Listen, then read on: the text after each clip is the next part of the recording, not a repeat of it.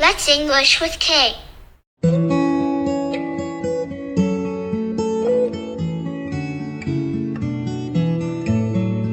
Many artists lived in the Greenwich Village area of New York.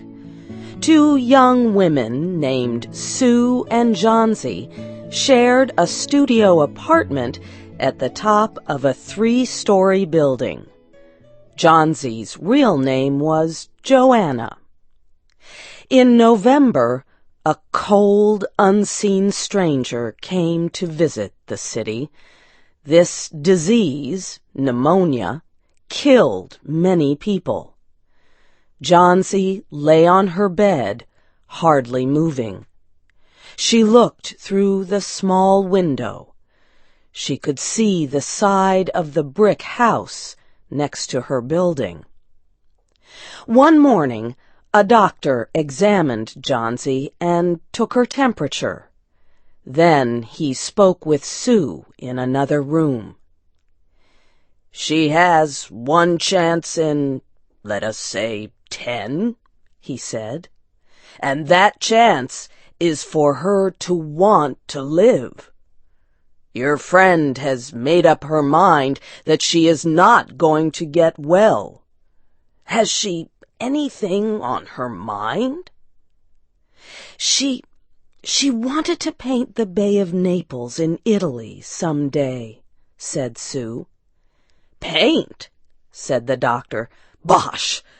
Has she anything on her mind worth thinking twice?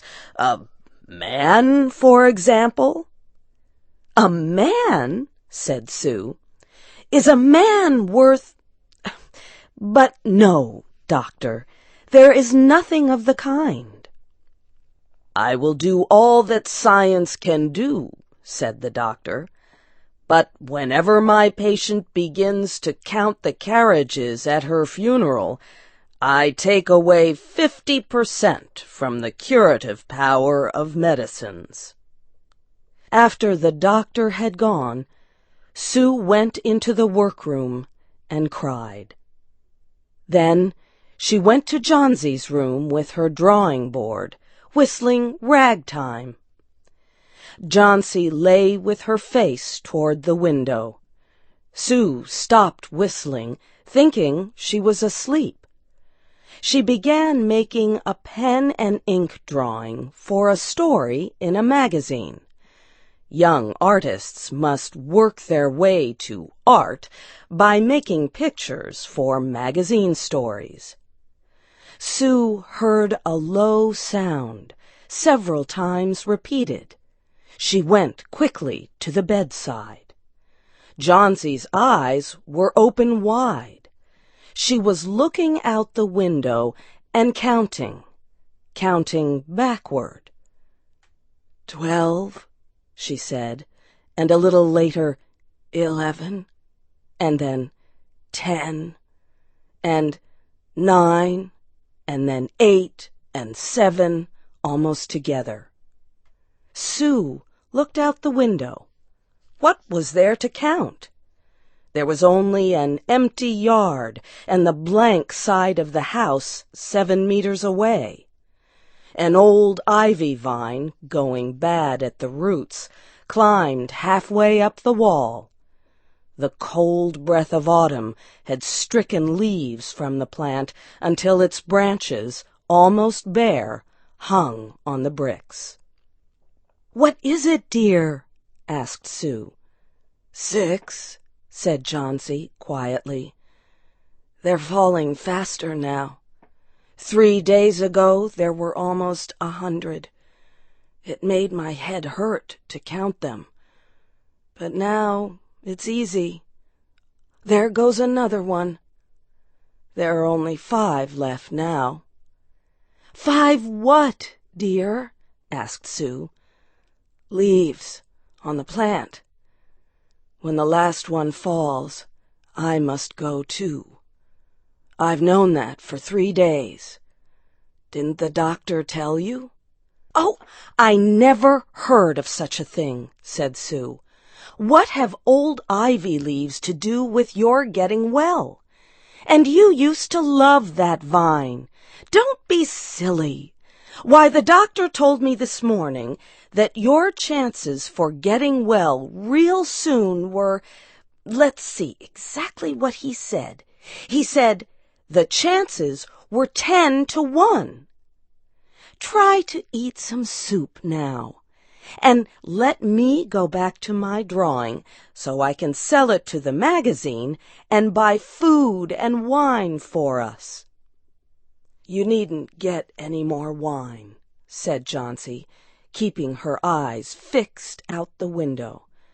"There goes another one. No, I don't want any soup. That leaves just 4. I want to see the last one fall before it gets dark. Then I'll go too." "Johnsy, dear," said Sue, "will you promise me to keep your eyes closed and not look out the window until I'm done working? I must hand those drawings in by tomorrow." "Tell me as soon as you have finished," said Johnsy, closing her eyes and lying white and still as a fallen statue. "I want to see the last one fall. I'm tired of waiting. I'm tired of thinking. I want to turn loose my hold on everything and go sailing down, down, just like one of those poor, tired leaves." "Try to sleep," said Sue. "I must call Mr. Behrman up to be my model for my drawing of an old miner. Don't try to move until I come back." Old Behrman was a painter who lived on the ground floor of the apartment building. Behrman was a failure in art. For years he had always been planning to paint a work of art, but had never yet begun it. He earned a little money by serving as a model to artists who could not pay for a professional model. He was a fierce little old man who protected the 2 young women in the studio apartment above him. Sue found Behrman in his room. In one area was a black canvas that had been waiting 25 years for the first line of paint. Sue told him about Johnsy and how she feared that her friend would float away like a leaf. Old Behrman was angered at such an idea. "Are there people in the world with the foolishness to die because leaves drop off a vine? Why do you let that silly business come in her brain?"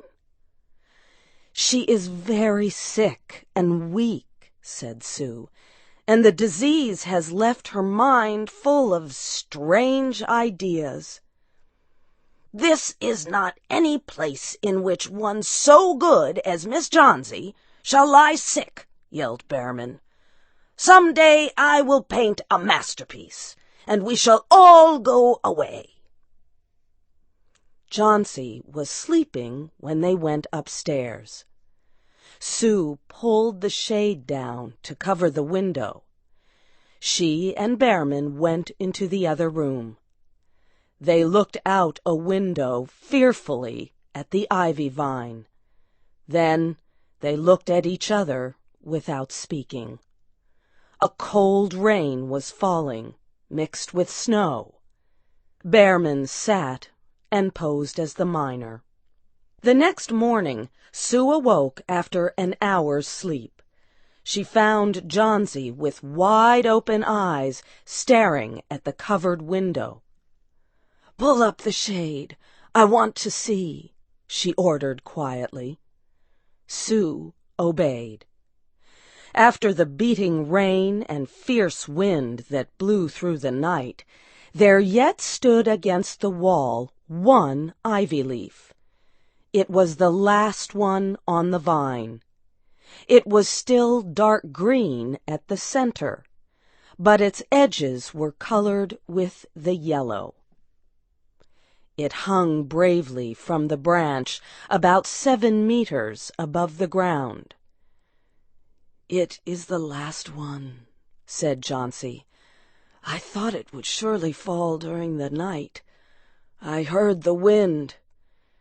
It will fall today, and I shall die at the same time."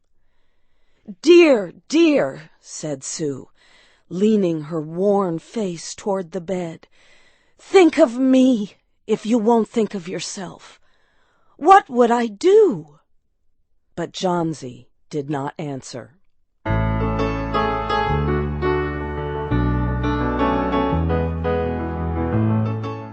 The next morning, when it was light, Jauncey demanded that the window shade be raised. The ivy leaf was still there. Jauncey lay for a long time looking at it. And then she called to Sue, who was preparing chicken soup. "I've been a bad girl," said Jauncey.